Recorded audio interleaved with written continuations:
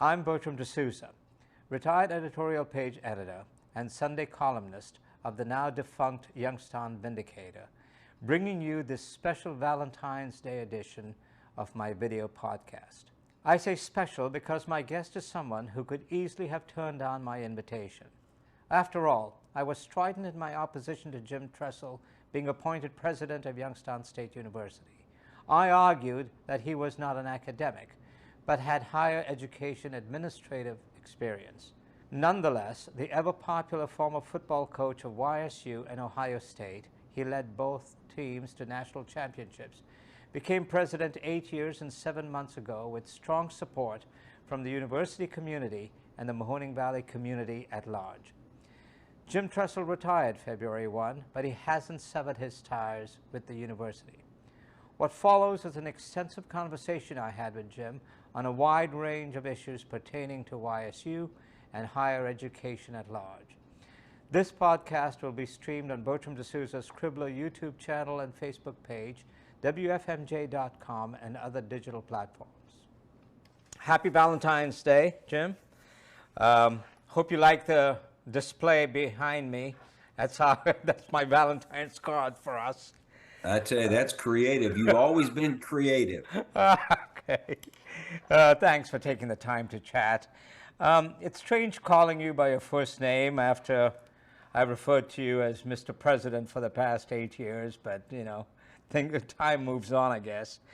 Right. Before we proceed, I do have a Valentine's Day admission to make, and I think this is something that I've not done often, but I have to admit that I was wrong when I opposed your appointment as president of YSU. At the time, when you were being considered for the position, I was of the opinion that the university needed someone with superior academic credentials at the helm. It turns out, however, that having a strong chief executive with a clear vision and with strong ties to the Mahoning and Shenango Valleys, the state of Ohio, and the nation was just as important as having an experienced provost to oversee the academic life of the university. So I'm happy you proved me wrong, Jim and Mr. President.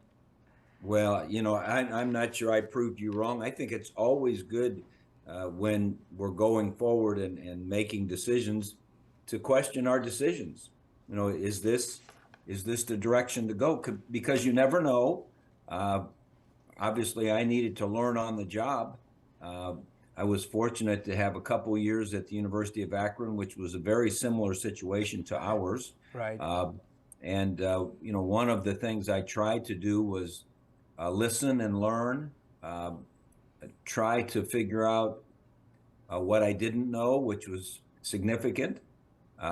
But also try to figure out where some of my experiences could lend to the good futures of our institution. And, you know, I was blessed here, Bertram, to have a community, as you know, that feels strongly the importance of Youngstown State University. And that's a great beginning to have your community really want the institution to do well. And also, you've known faculty and staff here for decades, and you know how hard they work. You know that it means a great deal to them to make a difference. And so when you get that, along with the types of students we get here, really have a desire to move forward and are anxious to try to listen closely to those faculty and listen closely to their staff and to their coaches and to everyone that is a part of their lives. So when you have a good team around you, even if you don't have a lot of experiences, you have a chance to see if you can all collectively try to figure out how to progress. Before we proceed to talk about YSU, higher education in general, I want to bring up something about your work life that I don't think a lot of people know, and that was that you were a journalist at one time, that you were a newspaper man. And so tell me about that. Tell us about that sort of stint of yours when you started off. Well, it's interesting, and we're all kind of an accumulation of our experiences. And I grew up on a college campus, and I enjoyed doing well in school. I had two older brothers who were good students, so I guess I thought that's what you should try to do. And I got to see the example of the students on our campus at Baldwin Wallace, because we lived right on campus.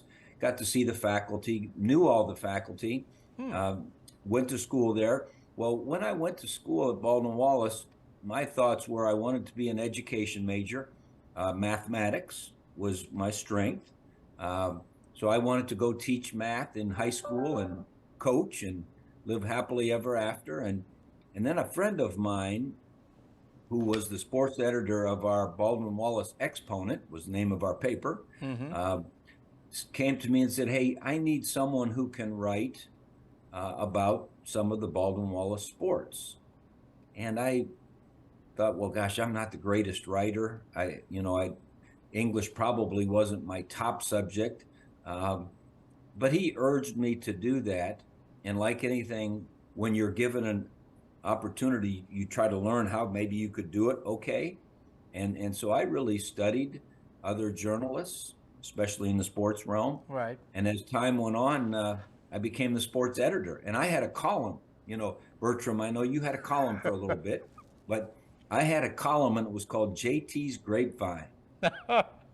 And I got to write a weekly column, and I got to put opinion, and I got to rouse up the masses, like you have tried to do, and elicit some conversation and discussion. Right. But you always have to study and investigate before you write, because right. you want to be able to verify and stand behind your thoughts. And it was an extremely valuable lesson for me to have to put my own thoughts out in for the public scrutiny. And so is that all the journalism? Because I thought, did you also write for another paper, or was that the extent of your? No, that was the extent of it. Okay. Over the course of years, I had the opportunity to write for journals, and people would ask me to write in national publications and so forth. But as far as I probably, Bertram, never got paid to write, because in college they didn't pay you anything to write. I know. But the experience I gained, and I tell our students all the time, obviously pay very close attention in every one of your classes in your major, but get involved in other things. Maybe the most valuable experience I had was being a part of our college newspaper staff, which I was on the sports side, because we had interest in that.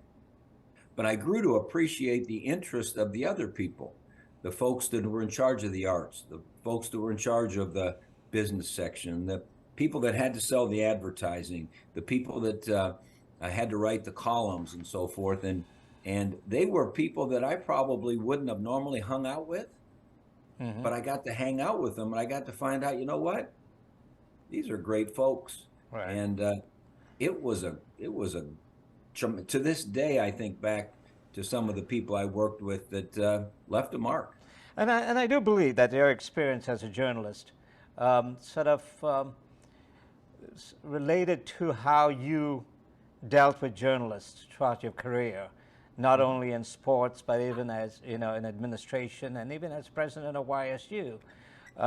It's interesting that when I was putting this podcast together and I told some people that I was inviting you on, they chuckled and they said, it'll be a cold day in hell before he comes on your show. And I said, no, I think you people are misreading it. And I think there's an appreciation that you've always had for journalists and for the media types, right? Well, there's no question. And, I spent so long as a head football coach, 25 years, and I dealt with journalists maybe more than I dealt with lots of populations. And I appreciated the jobs they have. I still hear from all my beat writers from Ohio State. And I think back to the folks that covered us over the years. Chuck Perisic, is one of my early mentors. Yes. And I remember Joe Malmazer walking me down to the Vindicator and plopping me down in Chuck's office and saying, hey, look, this guy loves Youngstown State athletics. He wants them done properly. Right. He wants them to be successful, but you need to get to know them. And so, no, there's no question. I've spent many, many hours with journalists. I could tell on the look on their face when they used to have to ask me the hard question Right. that they didn't really want to ask, but you know what? They knew it was the right thing to do, and so they needed to ask it. It was their role. It was my role then to answer it. And, again, my appreciation for journalists. And let's face it, we've had a lot of changes in higher ed, Yes.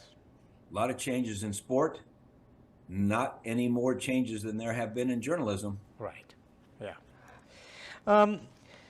In our email exchange, as we were setting this up, you said this about your tenure as president. Quote, "We certainly tried hard in our 8.7 years on the Hill, far from perfect, but hopefully we made a little progress." So let's start by you giving us a progress report of your tenure as president of YSU, and then we'll delve into the imperfections or the things that were not done. Sure. I think if someone would ask me what's the proudest point, it's like asking which team was your best team. Well, you hate to mention which one because then the other ones get mad. But I think the single most proud measuring stick, if you will, that I look back on is that when we arrived in 2014, ever since they'd been doing federal reports of graduation rates back in the 70s, our graduation rate was in the 33, 34, 35 range. And the one that we just sent into the national office here right before I left was 49%. Right. And the thought of increasing that 15, 16% and having large graduating classes, even though our enrollment is not nearly as large as we would like it to be, our graduating classes are bigger than ever. And so if I had to pick one thing that makes me feel proudest, it's probably that one. But you were also very successful with retention, which has always been a problem, not only at YSU, but all of the university, all of higher education. Retention has always been, and for whatever factors go into that. And the numbers I saw is that when you took office, retention was around 64%. It is, when you left, it is about 80%, which is a really significant improvement. Talk about that. What went into changing those numbers, both retention and graduation? Yeah, like most things, it's a team effort of, it starts with the people that touch our students the most, which is our faculty, and their willingness to work with the student who wants to be worked with. That's the key. The student has to want to be involved. I think there are a number of factors that impact retention and graduation. One is finances. And one thing we're very blessed with at Youngstown State University is the YSU Foundation. And over the course of the 8+ years, we were able to really raise the amount of scholarship dollars that we had to offer. And that way we had less students, I think, opt out because of financial concerns than perhaps we had in the past. I think another thing is that we, over the course of time, revamped our student success area, and we really did a lot of thoughtful things. Dr. Claire Berardini and her staff really did a fine job with our first-year experience courses. They did a great job with our Institute of Teaching and Learning with Dr. Hillary Furman and her staff, trying to find ways to touch the students to help them meet their needs. Our advising, we went into a high touch point, high tech, we call it CRM Advise, where we don't say after 3 weeks, well, hey, Johnny hasn't been to school in 3 weeks. If Johnny hasn't had an assignment or we see some sort of red flag, I think our people have gotten involved in reaching out to the student much more quickly. I think that's critical as we go. And I think the other thing, Bertram, that might not seem logical, but I really think is impactful is I think as the campus began to look better, Yes. people tend to be more successful around places that they're proud of. Yeah. And the streets are a big thing. The places to live Yeah. are a big thing. I think the downtown improving and becoming a little bit more alive. I know when I got here in 1986 as the coach, Federal Street had blockades on both Yep. ends. Yep. You couldn't even drive down Federal Street. Yes. There was nothing downtown. So I think if you add all the different things, I believe our honors college really growing from 300 students to 1,200 students and getting really engaged in the community. I think our honors college does something in the neighborhood of 68,000 community service hours per year.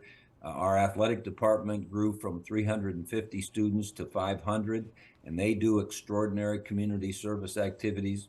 And I think if you're more involved in the community, you're more apt to stay. You know, I have to, as you were talking about the university, the expansion, the growth, and also the linkage and the partnership with local government downtown and the city hall and all of that, I'm reminded, and I won't mention his name, but when I first came to Youngstown, there was a president of YSU, and I had come from Milwaukee, where they had, the downtown was expanded, the university's down there, Marquette is located right in the downtown area, and that's where I went to school.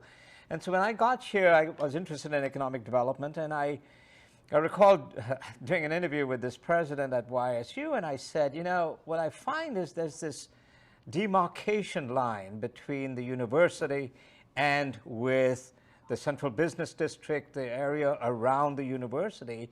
And shouldn't the university, with all its, the urban college at the time was strong, shouldn't it be doing more? And he said, that's not our role. And it always struck me as being very myopic as to the role of a university. And I have to say, your involvement, the results can be seen not just around YSU, but even in the downtown area. Well, one of the things I really believed when I came here as the coach was that we needed to connect with our community.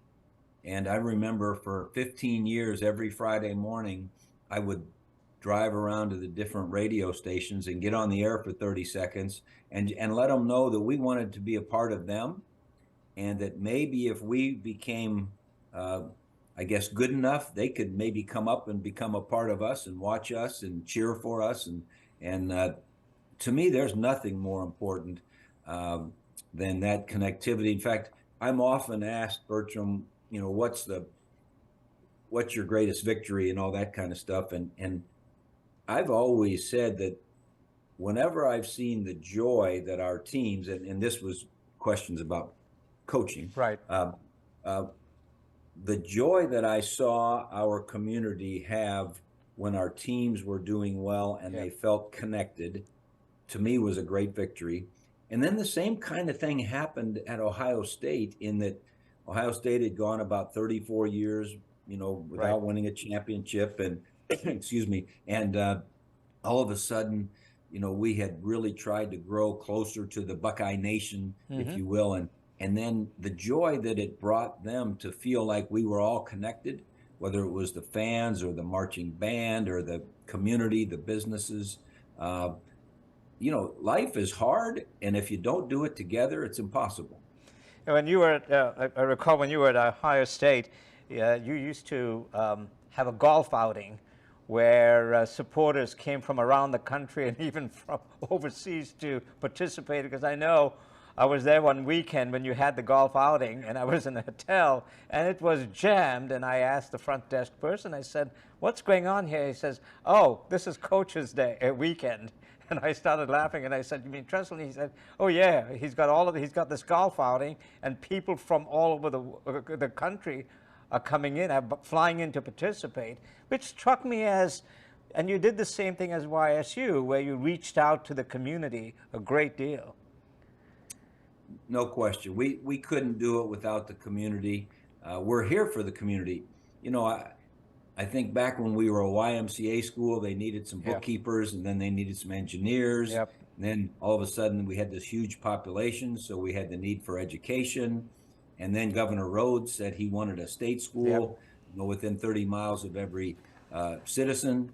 And so our mission has always been to serve the people, and especially a place like ours, to serve the people of our region. You know, we are a regional university. We're not a national university. We have to keep in mind who we are and whom we serve, and anything we can do to be a part of as many things as possible. I think that's our role. And in fact, right now, one of the exciting things that's going on that we've been working on for a couple of years, and I know will end up being a success, is Dean Amy Cosentino of our Honors College has been working on getting the Carnegie affiliation as a campus of community engagement. Oh. And that's a big deal. Yep. You know, there's not every university grows to the point of getting that Carnegie designation. And she is really, if you look and see all of the things that Dean Cosentino, through her honors college, has added to that community engagement. And it's funny, I chuckle a little bit thinking back to, you know, we're talking about what might have been some imperfections. I remember one of my first decisions was to change how our honors college was situated. And, you know, I used to get a lot of not happy mail when I was a coach and we lost games. People would would vent. But when we changed the honors college, I still have the hundreds and hundreds of emails of, we're going to ruin the university, this and that, and it was a calculated risk. Dean Cosentino, who at the time was the assistant director of the Honors College, really bought into what we were trying to accomplish, and we weren't trying to make our Honors College less. We were trying to make it more impactful, and it could have fallen flat, and it could have been a real problem. But I'm getting occasional communique from some of the ones that weren't so happy, that said, you know what, I didn't like the direction we were going. Now I see what Dean Cosentino has in mind. And it's been a huge community impact. Our kids are out there all over the place. And there was one other one, and you know, Bertram, one of my problems is I gab too much, but no, we have no time limits on this thing, so please go ahead. So I remember when we first came in 2014, and I remember Governor Kasich telling me, he said, you know, you've got to do something to help out the schools. Yes. And I said, well, I don't even know how I'm going to help out the university. I just got here.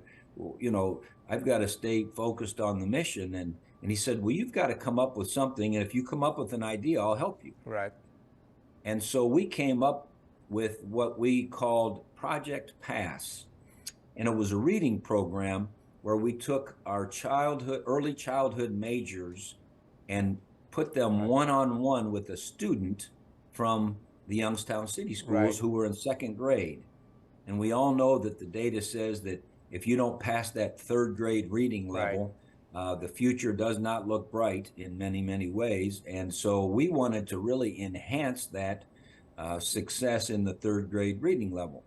And so he gave us a little funding so we could hire a person who could connect with the schools, who could make sure our students got there and did it appropriately. And it was and it has been, it's lasted for these last 9 years. Right.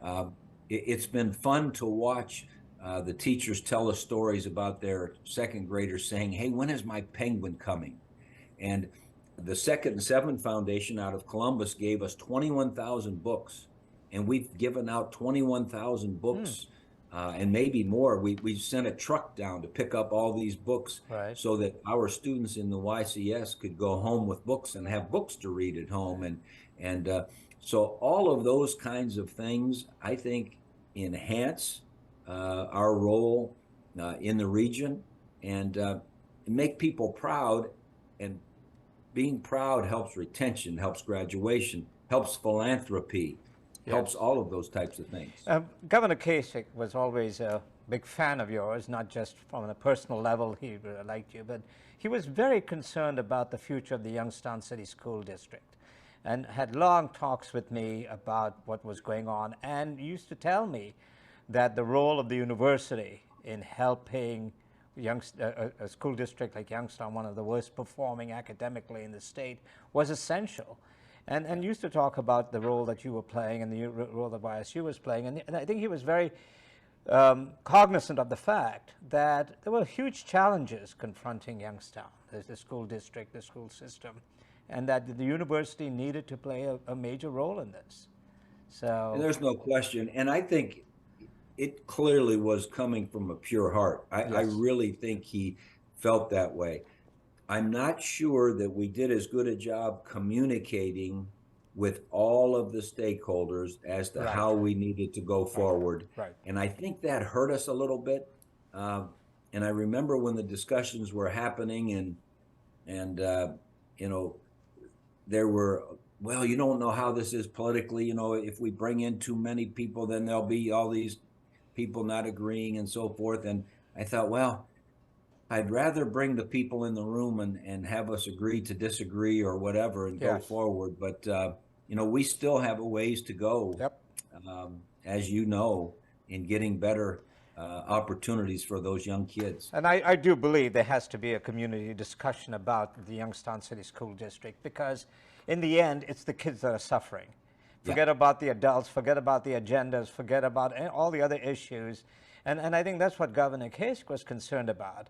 And at one point, he was so frustrated, and this was before they went into academic emergency, he actually said to me, he said, you know, at some point, if they don't start making progress academically, I'm going to disband this district and send these kids to better performing school districts. He says, because they're the ones we owe a responsibility to, and he was right. Yeah. And I know it broke his heart to see, yes.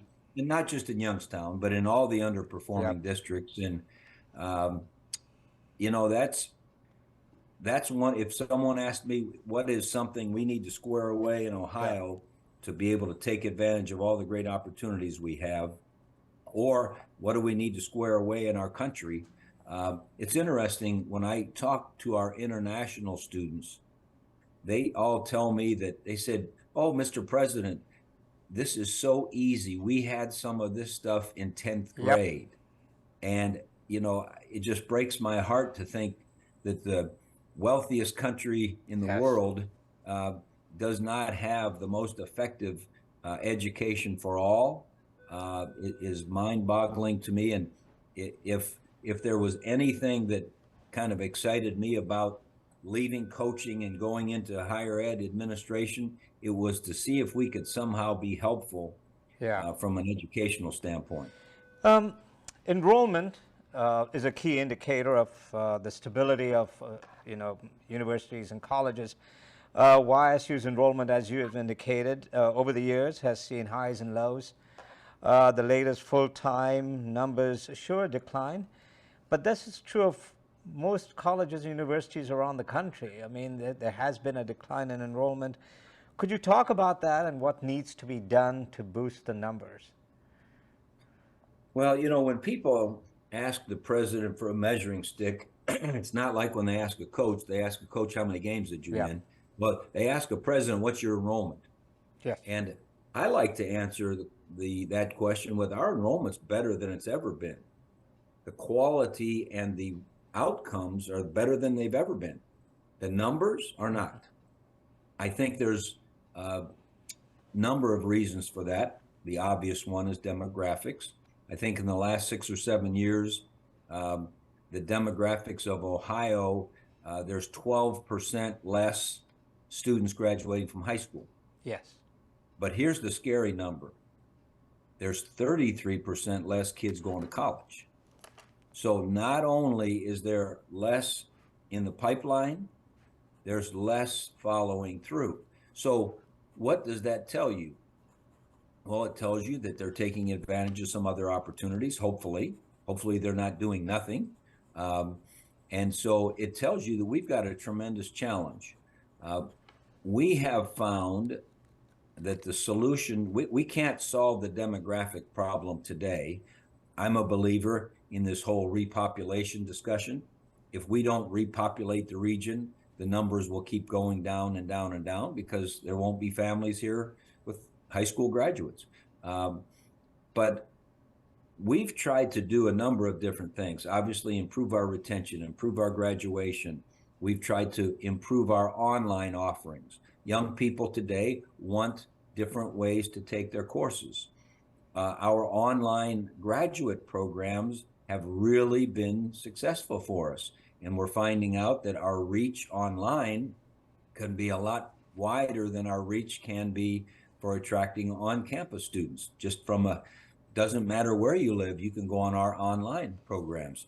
That has been successful for us. Our international population Right. Has been a successful one. And I think not just in numbers, but I think the international students bring a work ethic that's very healthy. They bring a cultural reality that our domestic students need to learn, that there are other cultures. It's really valuable for them to be in classes with people from all over the world. I think it gives them a little confidence that maybe they'll be willing to go over and study abroad. Right. A lot of our students can't afford a whole semester abroad, quite honestly. But our faculty have done a fabulous job of creating these short study abroad programs, these 2 and 3 week programs that are a little more affordable for our students. So international, online, better retention, better graduation. Our athletic department growing has helped us, because one of the things the athletic department is capable of doing is attracting people from further away, because athletically, they know a little bit more about us a little further away. They don't know the difference between our English department or our engineering school, because there's 10 different engineering schools between here and there. Right. But athletically, we're able, our last count was 500 students in the fall, and that group of 500 students had a 3.46 GPA. Now, 8 years ago, we had about 350 students with about a 3.1 GPA as a conglomerate. So not only are our numbers of student athletes growing, our quality of our student in the student part, and what's not surprising to me is our teams have done better as we've attracted better students. Right. You look all the way across the board. We are at the top of our league in most everything. And I think it's because we've attracted really fine students as well as good athletes. We are going to delve into the raging debate on campus, athletics versus academics. But before we do that, you talked about foreign students, international students, of which I was one decades ago. I've talked to several of them who go to YSU, including one young man who lives in the flats in one of the apartment complexes.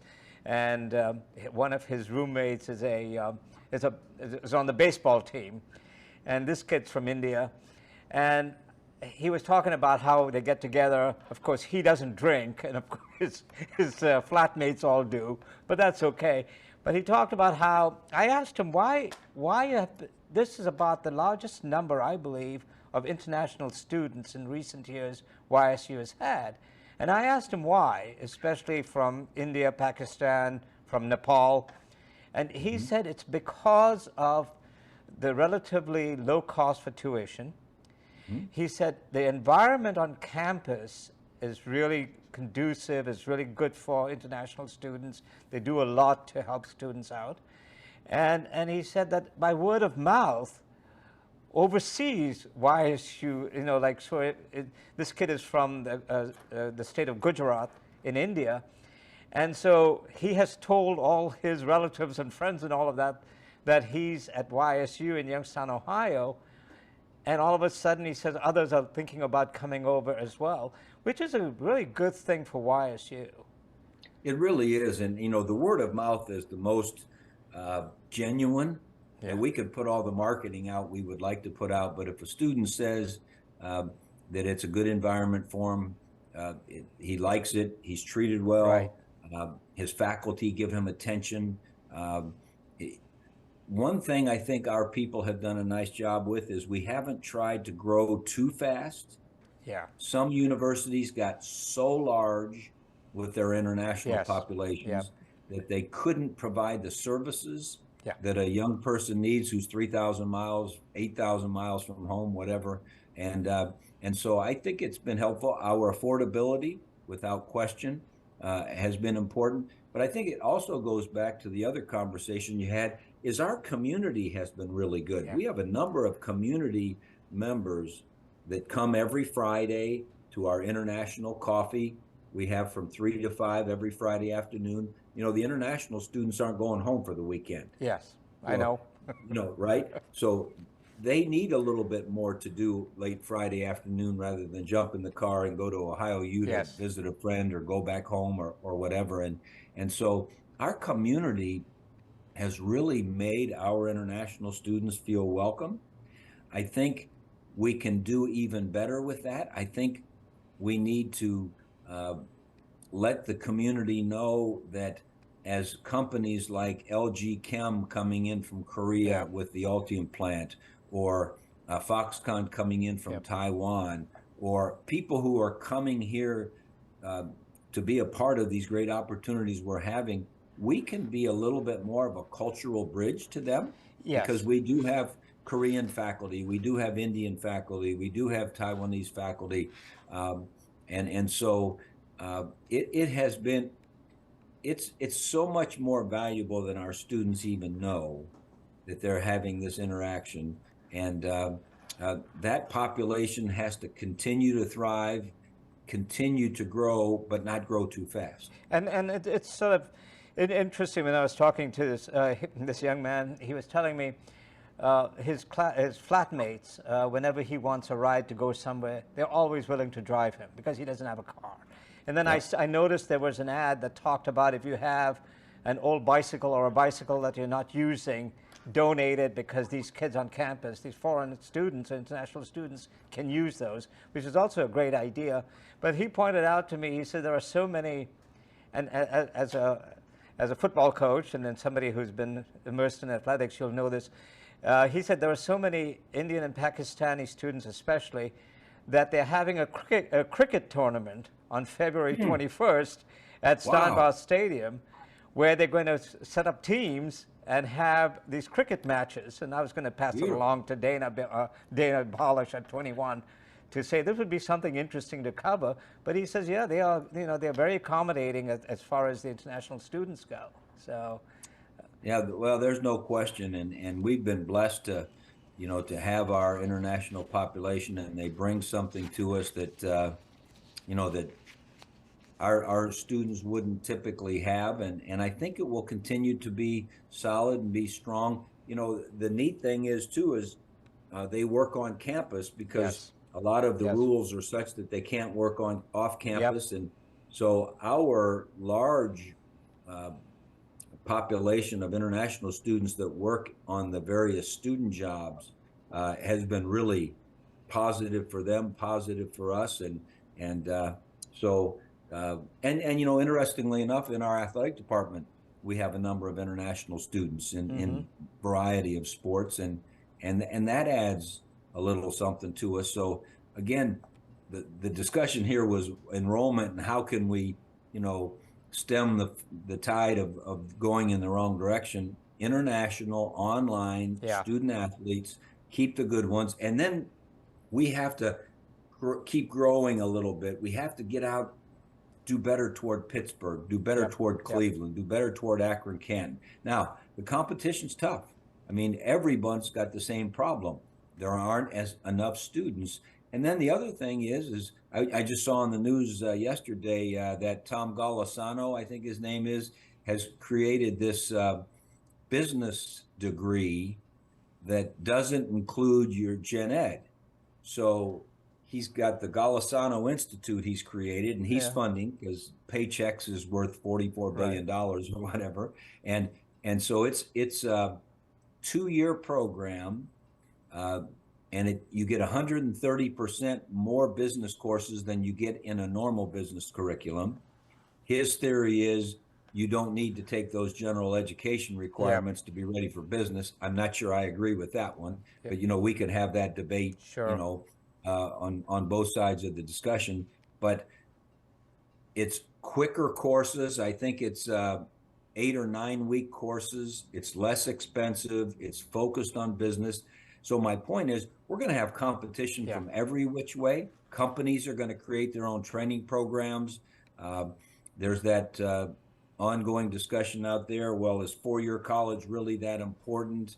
I also saw on the news a little bit of a disconcerting thing that the average pay of a high school graduate for the first time ever has gone up. And the average pay for a 4-year college graduate for the first time ever has gone down. So that will catch some people's attention. So higher education has got plenty of challenges. But I really believe, because of how we're situated, our university, the two things that helped me decide that this might be a great place to try to be a president. One was the YSU Foundation. We're blessed for the size school to have the type of endowment we have.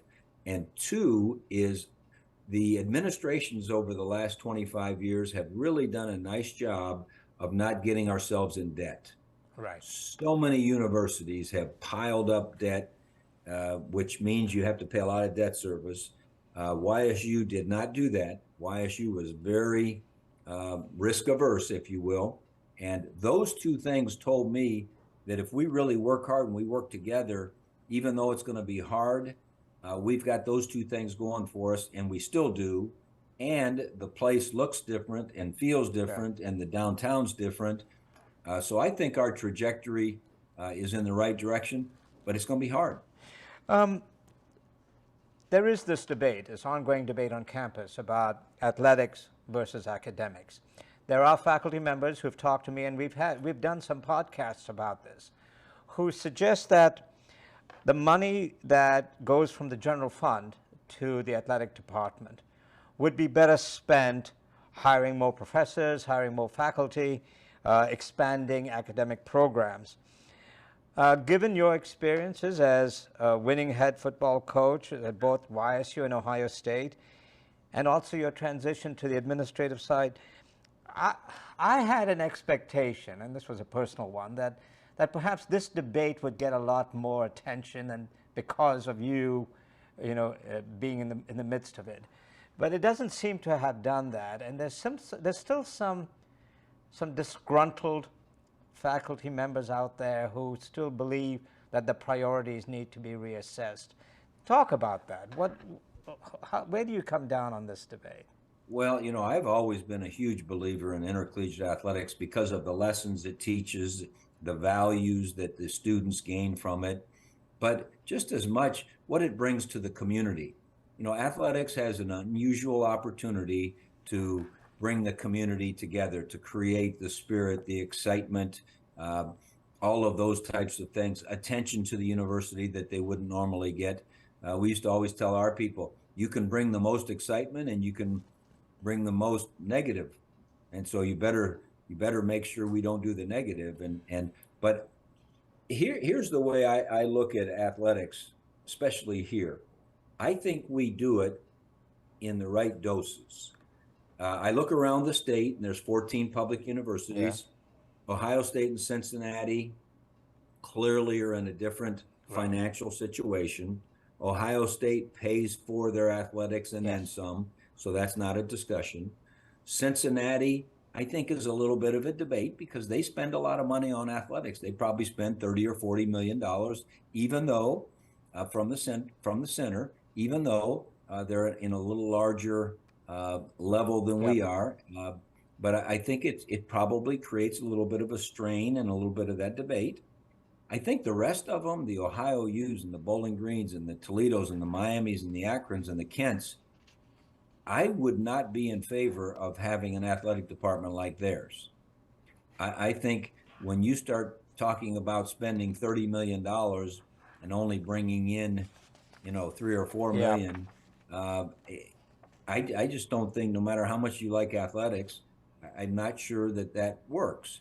In fact, during the pandemic, when we were on weekly calls with the presidents, and I used to have fun with all of them when they were talking about, oh, we got a $20 million problem, we got a $15 million problem. I used to say, well, come to FCS football, and Yeah. I can get you $15 million difference right now, and you can still be Division I in all your other sports. Right. Your football isn't Division I, even though you want to pretend that it is. Right. It's not Ohio State or Cincinnati.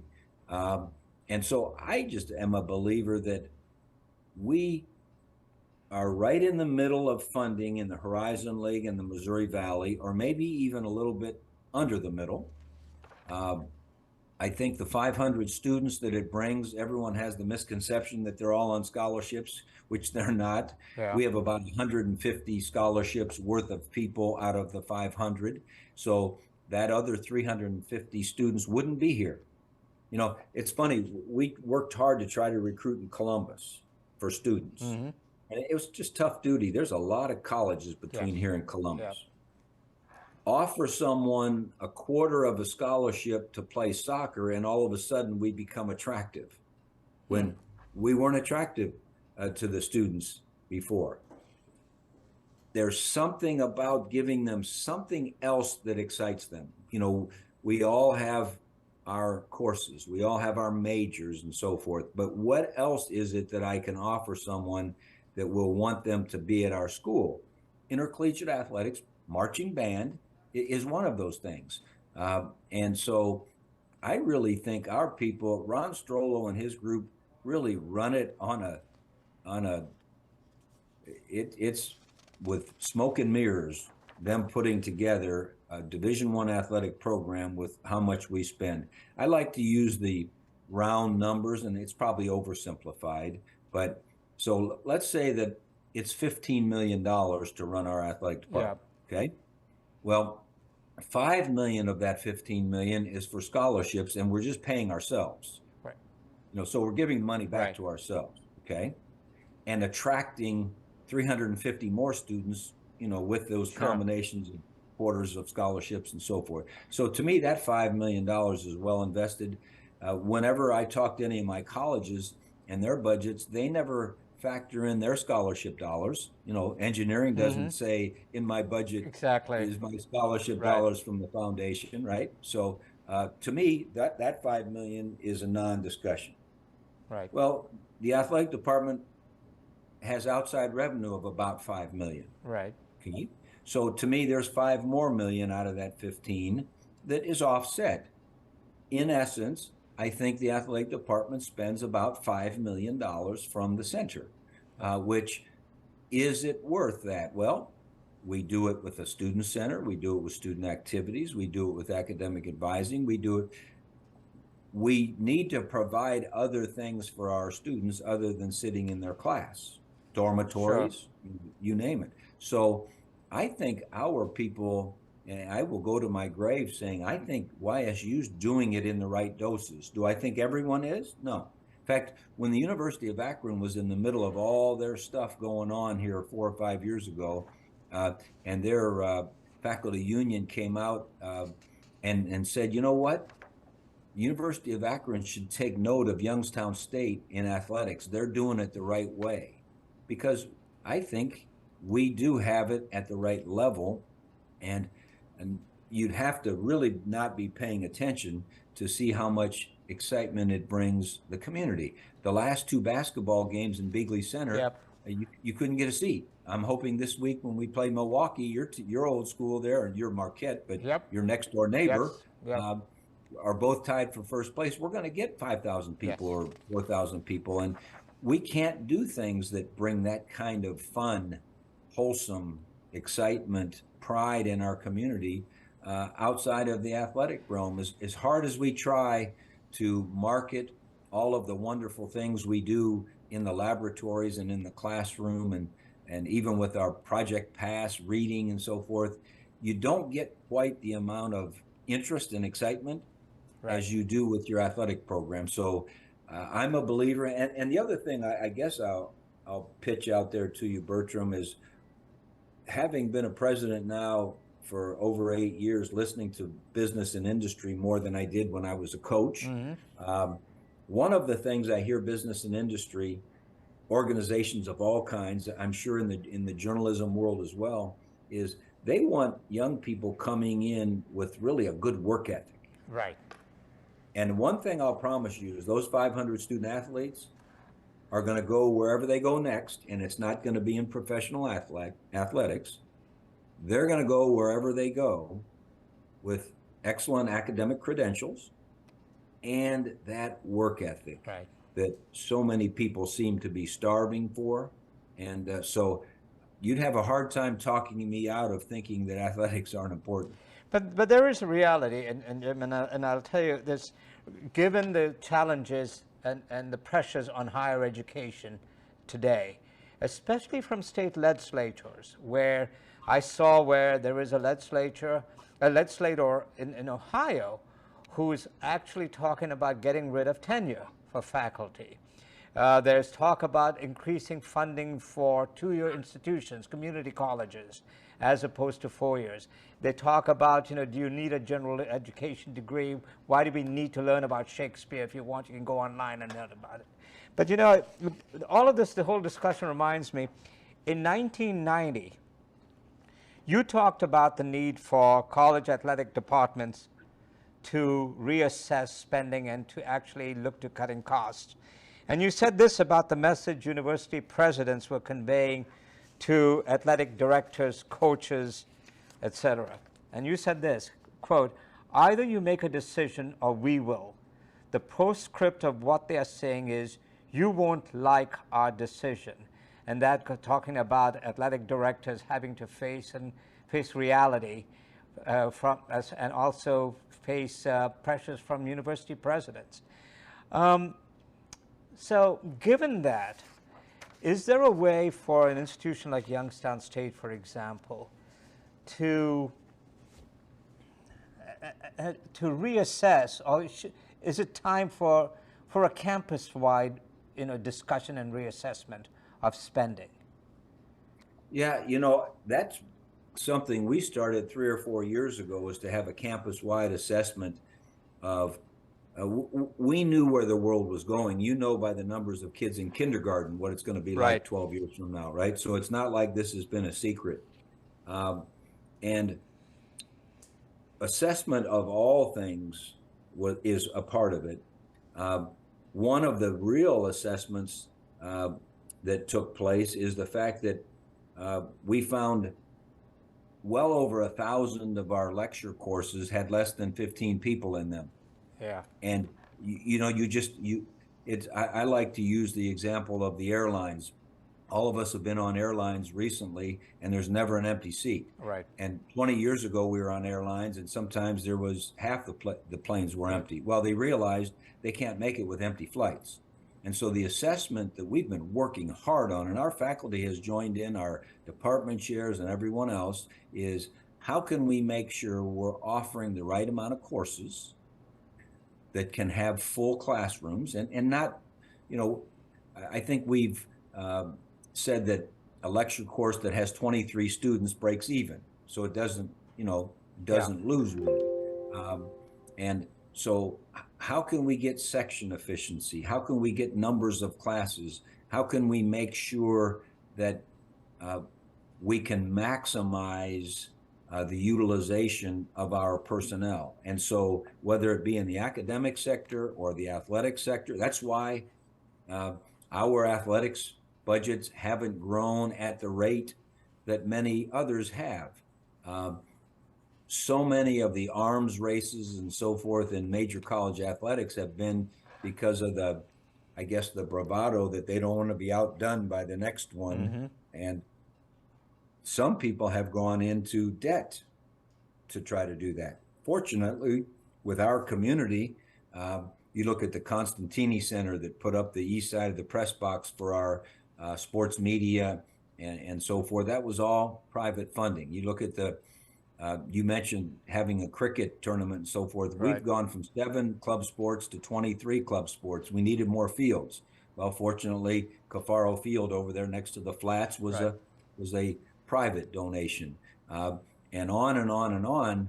We've tried to not get in the arms race, but be able to raise money to do those so it doesn't affect the middle. And but there's no question, all of the areas are going to have to assess.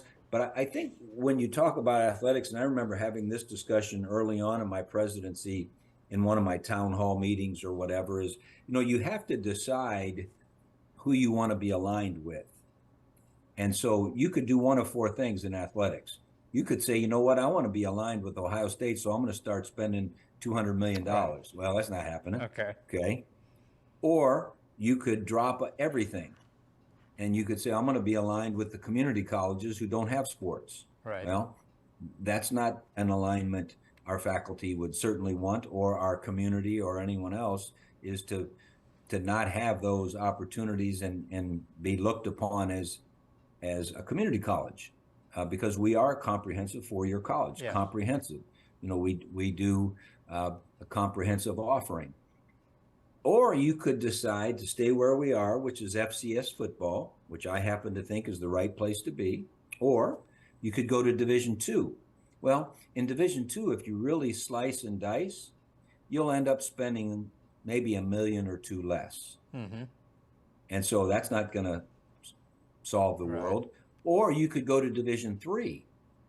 Well, Division III, you would probably end up spending more, because Division III universities have more than 21 sports, because they base their whole enrollment around getting student athletes.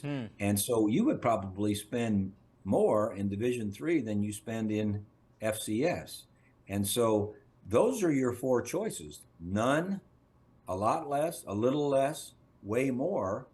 I happen to think that we're in the right place. And yes, we have to do a good job of increasing our revenue, which this basketball season will increase our revenue. We do need to get some of those money games. We're playing Ohio State next year, and that's going to be a money game. We have to do as much as we can from a revenue standpoint. But I'm a true believer that we're in the right level. I think we're doing a wonderful job of assessing our efficiencies on the academic side. We just had a very successful early retirement situation that helped us right size the amount of staff that we have. So I think we're in as solid ground as one can be. But as you brought out, we've got legislators saying, and that's the ongoing dialogue, and we have to change the dialogue, because you can say that 2 years colleges should get funded more because that's what we need. But you know what? If you go to Ohio Means Jobs, which is all the jobs listed in the state of Ohio, 65% of them need a 4-year degree. But that's not the conversation out there. The conversation is anecdotal, that I ran into this English major who's working at Starbucks and we don't need English. Well, that's not true. We need fabulous English majors, because they can go do lots of different things. They have skills that, from a communication standpoint, written and oral and so forth, we don't not need them, but we do need to make sure we're doing a great job of teaching that work ethic. Because I tell our students all the time, I don't care what your major is, if you're willing to work like crazy, the world is going to be your oyster, because people are dying for people who want to work on. There was pushback on campus when academic programs were cut, and because of the budgetary realities. And some suggested that these cuts were made without a great deal of thought and introspection. There was criticism about the way they were announced and all of those things. So speak to how you personally felt when you had to make the decision, and the administration and the Board of Trustees had to make the decision, that we need to start cutting some of these academic programs. It wasn't just a shrug of the shoulder, I'm sure. So talk about that. No, in fact, we probably worked for over 2 years on academic program review. We even brought in outside consultants with trying to get numbers of what are students going to school for, what are the job needs after. And we spent a lot of time working on that, a lot of conversation with the deans and the department chairs and the faculty and so forth. But you know, the reality is this. I don't think anyone on our campus thought that we didn't need to do something, because higher ed's got challenges. Yeah. The state is not raising the funding. They're not letting us raise the tuition. You know, they don't want students with debt. Neither do we. That's why we're as affordable as any school, more affordable than any school in Ohio. But, you know, you need to do something. And everyone, I think, agrees that we need to do something, but not me. Yeah. You know, not my program. Right. And let's be fair to faculty. Now, think about being a PhD faculty member who spent a 4-year college degree, went on and spent another 5 years to get their PhD, their passion for their discipline, and they can clearly articulate why the teaching and learning of that discipline can make a difference. Of course, you know, they're going to feel strongly about that. Yes, we need change, but not my discipline, because they believe so deeply in their discipline. I remember when we were criticized for no longer offering an Italian studies major.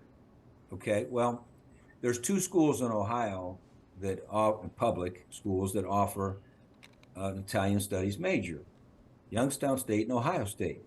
And between the two, over the last 3 or 4 years, we had like 4 majors between the 2 schools. Well, now Ohio State can maybe afford, you know, to carry something for 2 or 3 students. We can't, and that's a reality. Now, does that mean, you know, we were being criticized a little bit with the Italian culture of our region and all those things, which are very true? Well, we still have Italian 1, elementary 1 and elementary 2, intermediate 1 and intermediate 2. So if you want to go study abroad, or you just want to get a general feeling for the cultural language of Italy, we can provide that. But we can't provide someone who wants to take the other 12 courses where there'll only be 1 or 2 people in the course. And we can't afford to do that. And so a lot of time and effort was put into that. If our board and or our administration could have the luxury to offer everything, and we could afford it, and there was just money growing on trees, we would do that. No one's against Italian studies. No one is against, I don't know, I think maybe music history, or I forget something. No one is against that by any means. But, you know, there is certain data that you have to follow. And, you know, it just, it's difficult. And that's why you know, being a coach was fun and being a president was fun. You couldn't make me be the provost, because the provost has got the hardest job in the world, because they've got to meet the, you know, the data analytics of how can we, you know, 70% of our budget is the academic sector. You know, forget the dorms and the grounds and the, you know, heat and electricity and all that. 70% of our expenditures are in the academic side of things. And the provost is in charge of seeing if those books balance. And sometimes programs and how many colleges you have, I think, are brought into the discussion too much. If we would just do a better job of having the right number of classes and the right number of sections, we could be more efficient and not need to cut maybe as deeply as you find yourself needing to cut. And I think we're really improving. Our vice provost, Dr. Jennifer Pintar, has done an unbelievable job of working with the faculty day and night, the department chairs, helping them understand, folks, if we'll just get more efficient, we won't need to be in some of these discussions about programs, you know, because there are some programs, you know, for instance, I think one of the hardest discussions is in the area of the Dana School of Music, because we might have 4 tuba majors Right. and a tuba faculty member. Well, that doesn't work, but you have to teach tuba one-on-one, Yeah. and you don't want to not have the arts. Yep. Our community has such a proud tradition of the arts, and the Dana School, 1869 is when it started. Now, it didn't start at YSU until 1941, but it's been here for 150 plus years. And gosh, you would hate for us not to have the luxury of having the Dana School. Yeah, and it has an international reputation today that It, the engineering department, when the steel mills were running at YSU, had internationally yeah. because And of we all the still research do. and development. Yeah. Yeah, our engineering is really, really Right. strong. Unfortunately, in the state of Ohio, we've got a lot of engineering programs. That's not unfortunate. We're still not turning out enough engineers. Yep. We need more engineers. Oh, And absolutely. one of the inklings I have, and when you get old and retired, you have time to ponder, okay? But engineering's hard. Yes. It's really hard. Yes. And are we preparing young people to do the hard things? And that's what worries me a little bit, because engineering is hard. And you have to have a dedication to study. And I'll tell you why I'm saying this. I live on the north side, and across the street from me there are 2 or 3 duplexes, and a lot of the foreign international students from YSU live there. 3 o'clock in the morning, their lights are still on. Now, they're not playing video games. Right. They're studying. That's right. Weekends, early morning, the lights are on. Because I look out my window, I'm thinking, what the hell? And I know these are kids who have like I did, you have to graduate by a certain time because you don't have the money and the luxury of actually saying, oh, I'll go home and stay with mom and dad for a while if I don't make it. That's why I had to graduate, and they have to graduate within that certain period. And I think that's what's lacking with a lot of American Our domestic students. workforce is I think a little bit frightening right now. Yeah. And it used to be, and I'm sure Jane would tell you, to get a student job, you almost had to know someone. Yes. Back in the day, because everyone wanted to work. Today, it's tough to fill our student jobs. Who fills many of our student jobs? Our international students. Yes. Yeah. And so I am a bit concerned with our domestic work ethic. Yeah. And have we, meaning my generation, have we somehow given the youth the feeling that you don't have to work hard? Because above all else, in my mind, if you learn how to work hard, even a football coach can be a president if he tries to work hard. Right. And to me, that's so important. I'm hoping so many issues have been raised in this conversation that at some point I'm going to have you back on, if you don't mind, because we need to explore some of those issues. But I have a fun question. Well, it's fun for me, but perhaps won't be for you. In 2015, the classified employees overwhelmingly passed a resolution of no confidence in your presidency, in the administration, and in the Board of Trustees. In 2003, when you were the head football coach of Ohio State, you lost to Michigan. Which was more painful, the vote of no confidence or the loss to Michigan? Oh, the loss to Michigan. There's no question. And I'll tell you why, Bertram. So in 2014, when I arrived, I remember being at Academic Senate. Right. And I remember telling them, hey, why don't we just vote now for a vote of no confidence and get it over with?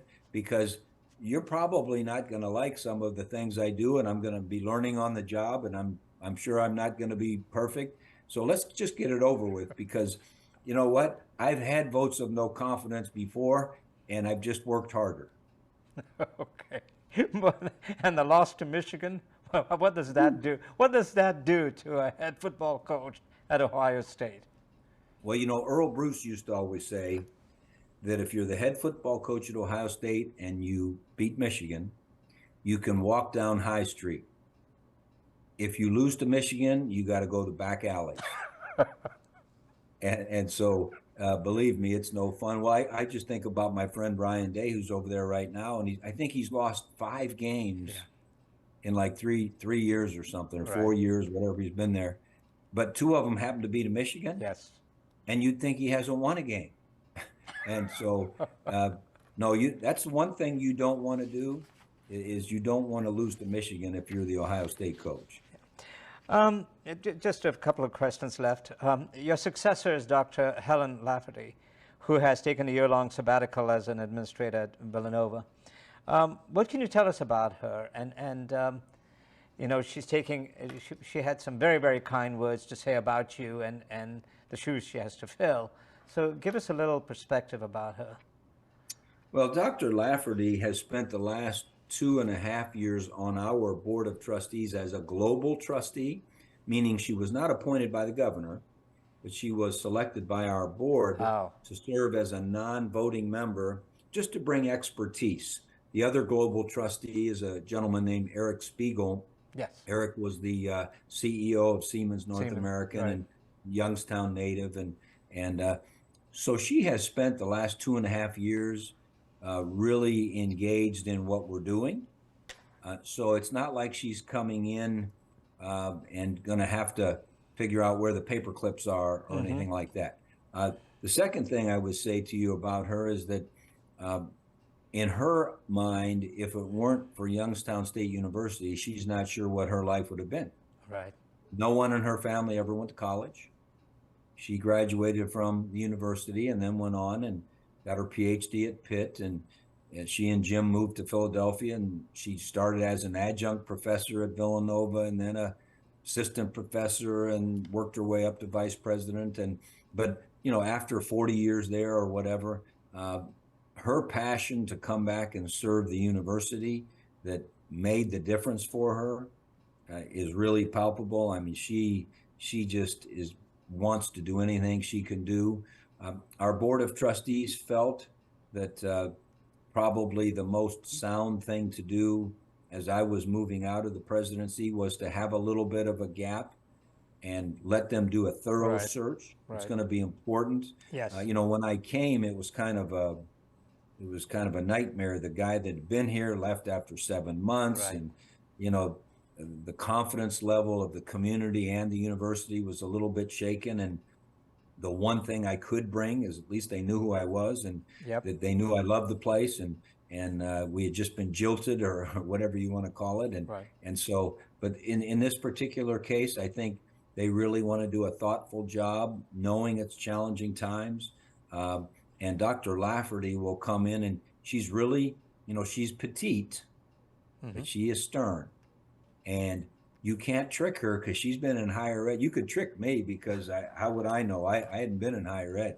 But you can't trick Dr. Lafferty. She has heard every conversation. She's heard every discussion. She's weighed in on so many different things.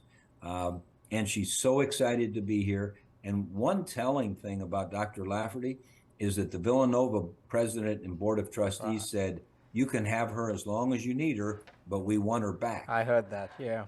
And that's pretty important. Finally, although you've retired, you're still involved with YSU. You now have the title of Special Assistant to the Board of Trustees for Philanthropy and Engagement. In that position, one of the things you're doing is leading the fundraising drive for a new student center. What is the goal, and what kind of deadlines have you set, and when would you like to see groundbreaking and stuff like that? Well, we were very fortunate that Bruce Zolden and his family stepped up with a naming gift. We've probably got between $7 and $8 million raised now because of that extraordinary gift. We have assured the Board of Trustees that we'll get to $15 to $20 million, which would mandate us taking less out in bonds to fund it. The beauty of our situation right now is that I think we have about $63 million worth of debt, which sounds like a lot of money, and it is. But if you take the other public universities that are mid-range, not the Ohio States and Cincinnati's. They have billions of dollars of debt Right. because of medical facilities and whatnot. But you take the Cleveland States up through the Bowling Greens and the Miamis and the OUs and Kents and Akrons. Most of them are anywhere from $200 to $500 million in debt. Our administration has been very solid in not doing that for us. And so our pledge to them is we'll raise at least 15 or 20 million so that we only have to add $20 million of debt to rebuild a facility that's 50 years old, that is beginning to cost us, you get those old buildings and they start costing you. So timeline wise, gosh, I would like to think that by the end of this calendar year, we're going to be getting very close to our 15 million, which would then allow us to start flipping the switch, getting the conceptual planning and getting the architects. And so I'm hoping in 25 or 26, a brand new building could be opened and retrofitted to the size campus we are now. There was a day when Kilcawley Center was the only place our students had to go. Well, now they have apartments and there's a downtown and, there's a lot of neat things. More of them have cars now that live here. It used to be you either had a car to commute in, or if you lived here, you didn't have a car. Well, they're a little more mobile. And so it's probably not going to be as large a facility, and it's not going to have the exact same features that it has today. Our people have gone out and visited a number of universities and asked them. Most every school in Ohio has built a new student center in this century. We have not. And they've asked those places, what did you do well? What do you wish you had done? What did you wish you wouldn't have done? And so we've done a lot of pre-planning and so forth. So I'd like to think that, we're going to get moving pretty quickly. In fact, people asked me after a week of retirement, how do you like retirement? I said, I spent the last 6 days at fundraisers for YSU. This hasn't seemed like retirement, but we have some more fundraisers in March that we're taking part in, and hopefully we can get this thing going pretty quickly. But this role is ideal for you because you're a people person. You like, interacting with individuals, and and your popularity precedes you, because I know at least several of the major donors to YSU during your tenure did it, and one person in particular told me did it because of you, and donated because of you and because of what you represent and what you've done. So I would congratulate. But just as popular as you are in the community and in the state is your wife, Ellen, who also did great work as the First Lady of the university, and her involvement in the community, right? Well, the university means a great deal to Ellen. Her family has been so engaged with YSU. I think there's 10 or 11 Watson graduates. I liked her dad. I knew him well, and I really did like him. He was just he lived and died YSU and the Youngstown community, and so any way she can possibly help, it means a great deal to her. And we're a good tag team when we go to Florida for fundraising. She goes golfing with the donors, and I go to lunch because I'm a good eater and she's a good golfer. And so we do a good job tag teaming. Yeah, I love the story. Somebody asked you whether you golf and with your wife, and you said, no, she golfs, I drive the cart, and I smoke cigars. That's right. I like that. That's a pretty good deal. It is. Jim, I do appreciate the time. I do want to get you back, if you will, at some point, either to help you with the fundraising. We can do a podcast on that, or also to talk about higher education in general and the direction we're going in. But I think education in general, Bertram. Yes, you're right. I don't, higher education is only going to be as good as K through 12. Yes, yeah. And I'll leave you one teaser for our next podcast, and I want you to think about. Go ahead. What concerns me a little bit is we have K through 12, we have pre-K, we have two-year colleges, we have charter schools, we have four-year publics, four-year privates, and they all seem to have different lobbyists. Right. And that would be like my football team having a lobbyist for the offense and a lobbyist for the defense and a lobbyist for special teams when we're all supposed to be playing together. Right. And so I guess I have a real confusion with, in fact, Governor Kasich, right near the end of his tenure, you might remember, was talking about trying to bring the education sectors together. Yes. And then he didn't get much because he did Right. it like in his last year. I really thought that made a lot of sense. Now, I know there's lots of politics, and I'm not very astute to all that, but I just don't know how we're going to get good at education if we don't do it together. Yeah. That's my teaser for the next podcast. I hope so. We'd love to continue this, and I'll maybe find some other educators who would be willing to join us in this discussion. Jim, happy Valentine's Day to you and your family. I appreciate it. Thank you for your time. And we'll be talking again soon, and best of luck. All righty. Bye-bye. See you now. Bye-bye. We've come to the end of another compelling video podcast. I again want to thank Jim Tressel for being so generous with his time.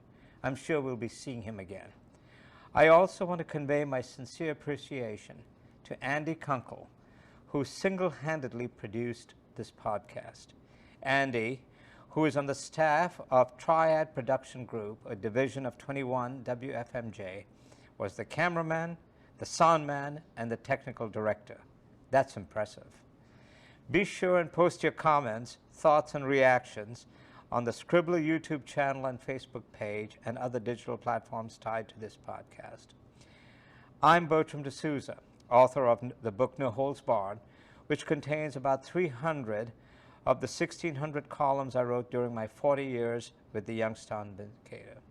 Wishing you a pleasant day.